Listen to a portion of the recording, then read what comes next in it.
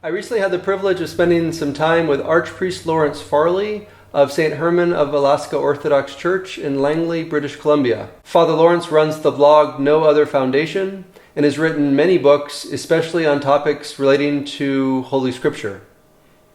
So without further ado, I hope you will enjoy this episode of my interview with Father Lawrence.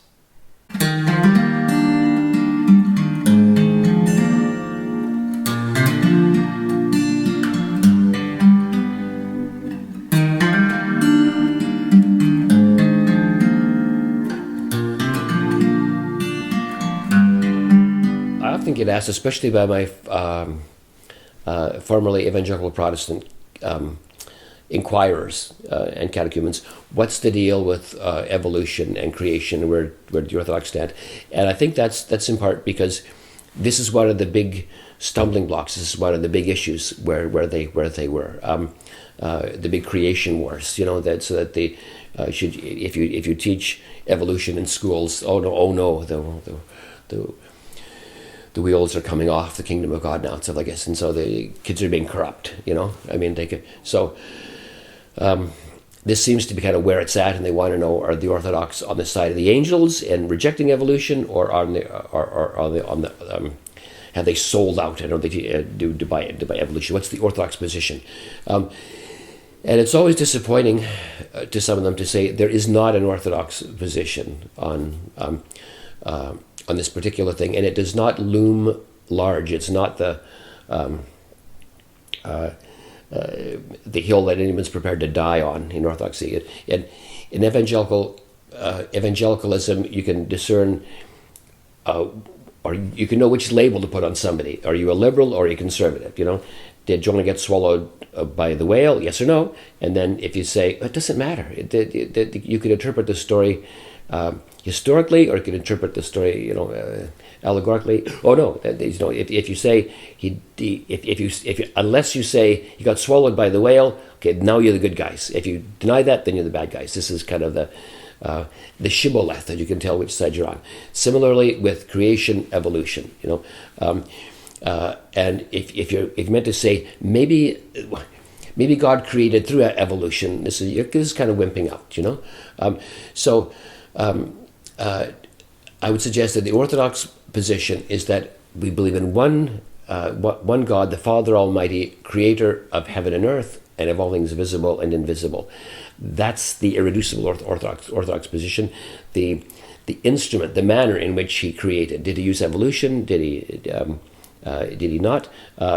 Is of lesser significance. For me, the more interesting question is, what is the role of science? How do Orthodox look at scientific discovery? And when you say Orthodox, you mean like you're taking the pulse of a whole lot of different people. There is a certain amount of diversity. You can find Orthodox writers, and especially bloggers. You can find any amount of nonsense online.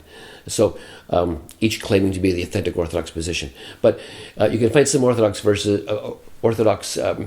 bloggers and writers who say we absolutely believe in the historicity of the Genesis account and emphatically reject evolution, or you can find Orthodox writers and bloggers who say there's no problem with evolution. The chapters of Genesis are clearly mythological. You can find both. And like I said, they managed to coexist in the same church without hitting each other, because this is not the hill any of them are prepared to die on. There are other hills that we die on. That's kind of not one of them. So the two questions that we need to ask is, how do we regard the proclamations of science? And here I'll instead of trying to take a poll and check and summarize the things, perhaps I could just speak personally and say how one Orthodox blogger and writer regards it. I would suggest that Orthodoxy does not have the same fundamental suspicion of scientific endeavor that some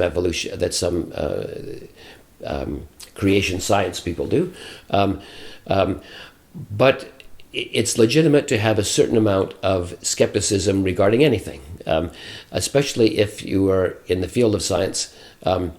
Scientists rarely want to utter the words "we don't know," and so there's the sense of reverent agnosticism is almost certainly lacking, especially when it comes to questions of evolution, largely because archaeologists all try to make, God love them, when you lift the lid a little bit, you realize that there's a lot of professional competition, and each one wants to advance their career, and you don't advance your career by tentative supposition, but by exciting discovery. And the exciting discovery, of course, excludes any hint of agnosticism. You can't say, well, I made this discovery, and it might mean this, or it might not. No, that's not an exciting discovery and will not advance your career. You got to say, we have discovered, the missing link or something like this. So I would counsel caution, not skepticism, but caution and tentativeness in scientific discoveries regarding archaeology and things like that. Maybe less caution regarding geology, because the rocks are less subject to debate than a couple of teeth and a fragment of jawbone. If you want to create a whole human being, complete with a diagram with their soulful eyes looking at you from a jawbone, you would never know that. That's mostly the artist's conception and not the picture of the actual teeth and the jawbone. So I would counsel, like I said, a little bit of skepticism and a lot of tentative humility and caution in looking at some of the authoritative pronouncements of the evolutionists or people that are the archaeologists about that. On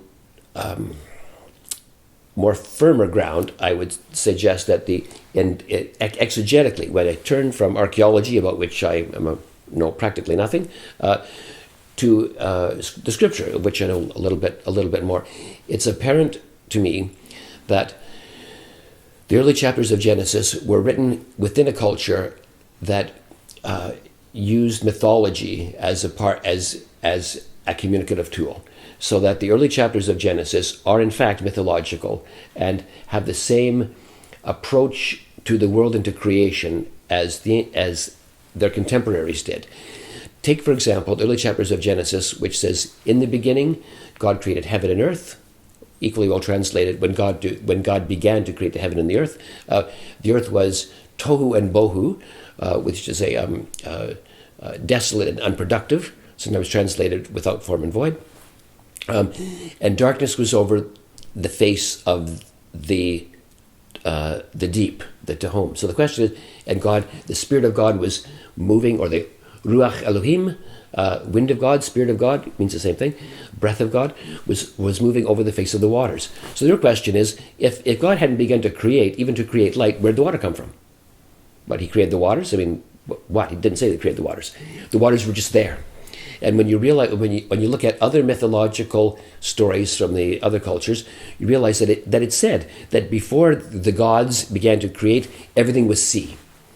So you have the same cultural commonalities in the Genesis account as you did in the other ones. You realize that, for example, in the Genesis account, it's taken for granted that the sky is solid, the firmament. Even from the Latin firmamentum means solid. So everything is sea. God said, "Let there be light," creating time. Hasn't created the sun and the moon yet.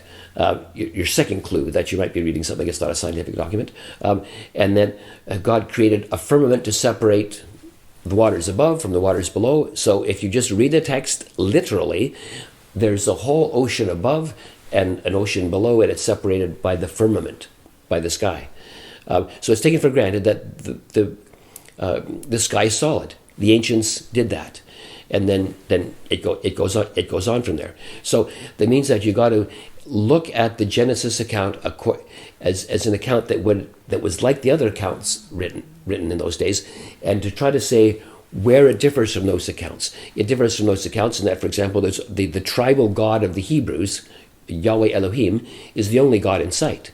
The other creation accounts from the other cultures talk about Marduk and the council of the gods and God's breeding and God's fighting and God's doing all of this. There's none of those things. All of those pagan gods are excluded from the narrative by ignoring them. So it is making a statement of monotheism, of the supremacy of Israel's God, simply by ignoring those other gods as losers, phantoms, and weren't present at creation, and saying that the tribal God of the Hebrews made everything. And he did it effortlessly by just simply pronouncing, "Let there be light." 2 words in the Hebrew, and there was light. And God created by a series of sovereign commands. That's the point that he wants to make. It, for example, wants to make the further account that, or the further revolutionary statement that Adam, or mankind, was made in the image of God, image and likeness of God. Adam means mankind. And so Adam comes in 2 flavors, as it were, male and female. And this is revolutionary, because in that culture, only the king was in the image of God. To be in the image and likeness of God means that you had God's authority. Didn't mean that you looked like God and you had glasses and a nose and stuff like this. But it meant that you were God's representative upon the earth. And they thought the king is God's representative upon the earth. These things are radically democratized in the Genesis account. So the real meaning of Genesis, therefore, is not how was the world created, which answers to our sense of curiosity. But the real meaning of Genesis is how should we then live? What is our relationship to God? What does it mean to be a human being?